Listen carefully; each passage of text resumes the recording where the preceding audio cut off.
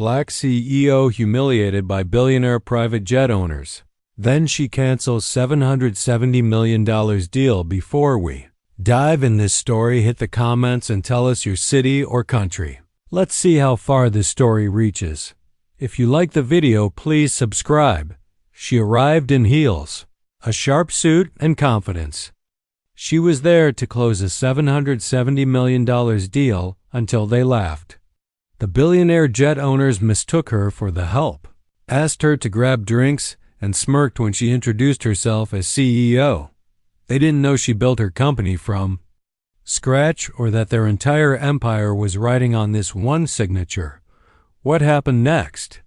She stood up, said 5 words, and shattered their smug arrogance on a global stage. This wasn't just a deal, it was a reckoning. Watch till the end to see how power speaks. Ava Daniels wasn't just any CEO, she was the youngest black woman to lead a Fortune 500 company in the tech sector. Her company specialized in next-gen aerospace AI, and after a decade of work, her team had created a system poised to revolutionize private aviation.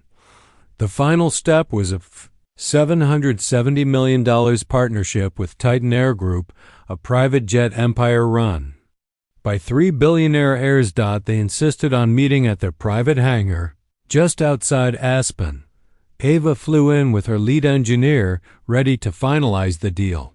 But from the moment she stepped off her plane, the tone was wrong. The assistants greeted her engineer white, male with a handshake. Ava? They barely looked at her. Inside the VIP lounge, the billionaire brothers didn't rise to greet her. One asked if she could bring him sparkling water. Another chuckled. Is the CEO joining us soon? She didn't correct them yet. But the damage had begun. She calmly took a seat at the head of the table. I'm Ava Daniels, CEO of Nova Flight Systems, she said. Their expressions didn't change much. A pause. Then forced smiles, the kind you give when you've just embarrassed yourself but don't care enough to apologize. One of them, Logan, still smirking, muttered, didn't expect the boss to be this stylish. It wasn't the first time Ava had been underestimated, but this was different. They didn't just doubt her credentials, they erased her presence before she ever spoke. As she launched into her presentation, they barely paid attention. They whispered, checked phones. One brother even left to take a call. Her engineer noticed, fidgeting with frustration, but Ava stayed composed. She finished with a clear summary. The AI will reduce flight costs by 23% and emissions by 30%. With the system on board, your fleet becomes the smartest in the sky. The youngest billionaire leaned back. That's cute. We'll have our people call your people.